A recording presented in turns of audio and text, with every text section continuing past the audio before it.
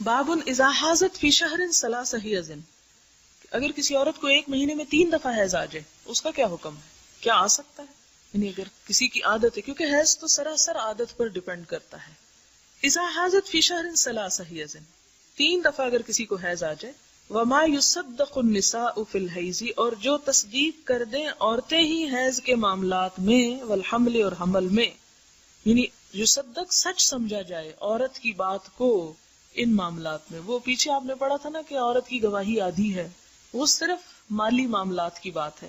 یہاں یہ حدیث کیا بتاتی ہے کہ حیض اور حمل وغیرہ یہ وہ معاملات جو عورتوں سے متعلق ہیں، اس میں عورتوں کی بات کی تصدیق کی جائے گی.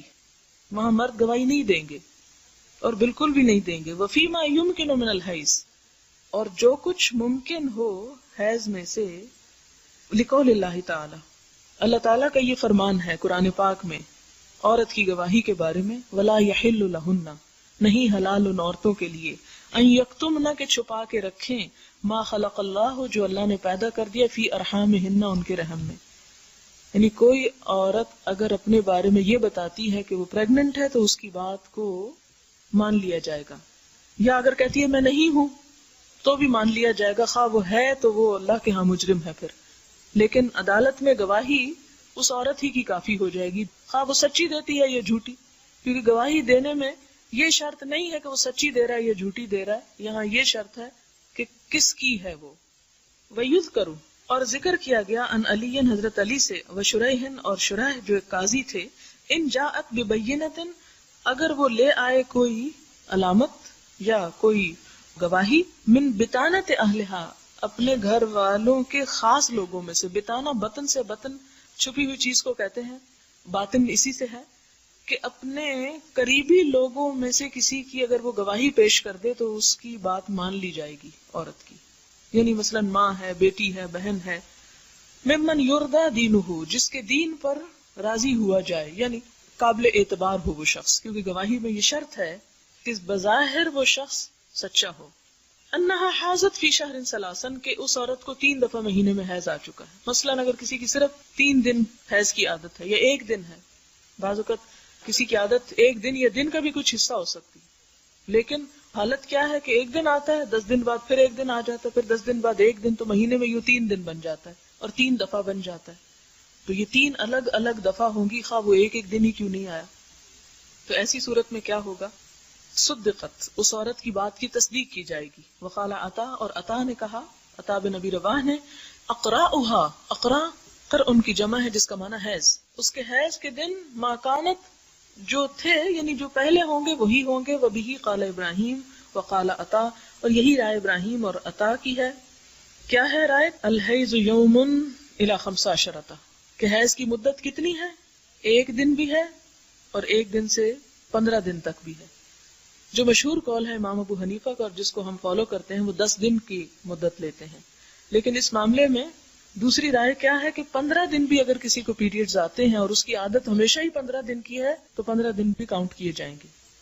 اصل میں اس معاملے میں جتنے بھی فتوے ہم دیکھتے ہیں، بہت کچھ اس میں بحثیں کی گئی، کیونکہ آپ صلی اللہ علیہ وسلم سے حیض کی مدت کے بارے میں کہ کتنے دن تک حیض ہوتا ہے کوئی حدیث واضح نہیں ہے. لہٰذا علماء امت نے، فقہائے امت نے مختلف دن مقرر کیے ہیں، اور یہ کہا گیا کہ کم سے کم تو 1 دن، اور زیادہ سے زیادہ کسی نے کہا 10، کسی نے کہا 12، کسی نے کہا 15. ان کا طریقہ یہ تھا کہ مختلف علاقوں میں سروے کرایا جاتا تھا، عام طور پر عورتوں کی عادت کیا ہے. ایک علاقے میں ایک خاص موسم کے تحت رہنے والی خواتین، ان کے ہاں مثلاً 100 لوگوں سے پوچھا گیا تو میکسیمم جو دن پتہ چلے وہ 10 تھے.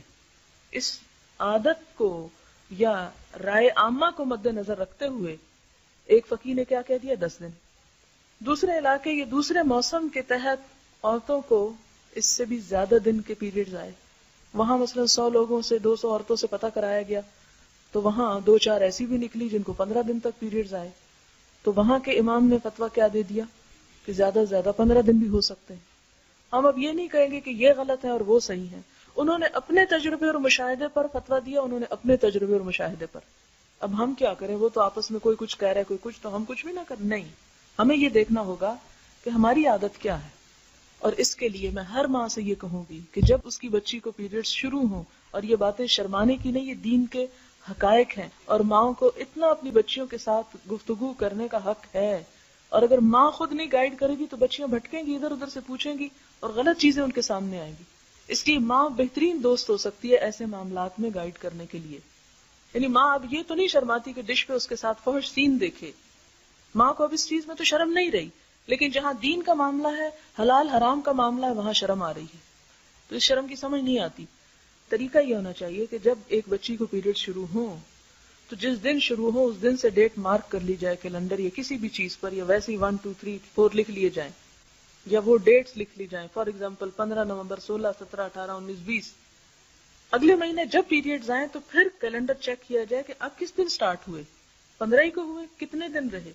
3 مہینے تک اگر وہ بچی کی عادت اسی طرح ہے تو وہ جو ابتدا میں اس کی عادت بنی وہ آئندہ زندگی کے لیے اس کی عادت شمار کی جائے گی کہ اس عورت کا مزاج کیا ہے. یعنی 3 مہینے تک یہ دیکھا گیا. اور 3 کا کیوں دیکھا گیا؟ آپ کہیں گے یہ کہاں سے آگئی 3 مہینے، 4 کیوں نہیں، 8 کیوں نہیں؟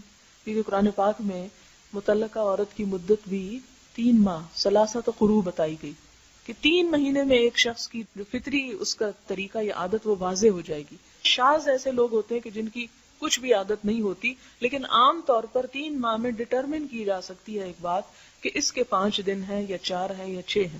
اس کے بعد بچی کو یہ سکھا دیا جائے کہ وہ ہمیشہ اس کو مارک کرتی رہے تاکہ کمی بیشی اگر اس پہ زیادہ جا رہا ہے تو آپ کیئر کریں اپنے بچے کی، اس کو دوا دیں یا اسے دکھائیں کہیں. اور اگر وہ کم ہو رہے ہیں تو بھی آپ دیکھیں کہ اس کے ساتھ یہ کیوں ہو رہا ہے. آپ دیکھیں کہ عورت کی زندگی میں یہ سرکل جو ہے اس کی صحت، اس کی جسمانی قوت اور اس کی تخلیقی صلاحیتوں کی ضمانت ہوتی ہے. اس پر اس میں اس کو صفائی، پاکی اور ناپاکی کا بھی بتائیں. اسلام نے جو حدود قائم کی ہیں مناسب حدود کا بھی ذکر کریں، اور کب شروع ہوتے ہیں اور خاتمے کی کیا علامت ہے، جیسے وہ پیچھے حضرت عائشہ کی اور وہ روایات گزر چکی وہ بھی بتائیں کہ نہانا اس کو کب ہے. یہ نہ ہو کہ وہ 2 دن بعد نہا رہی ہے، پھر بلیڈنگ ہوگی، پھر بیچاری نہا رہی ہے، پھر نہا رہی ہے، وہ ایک عجیب پریشانی میں مبتلا ہے.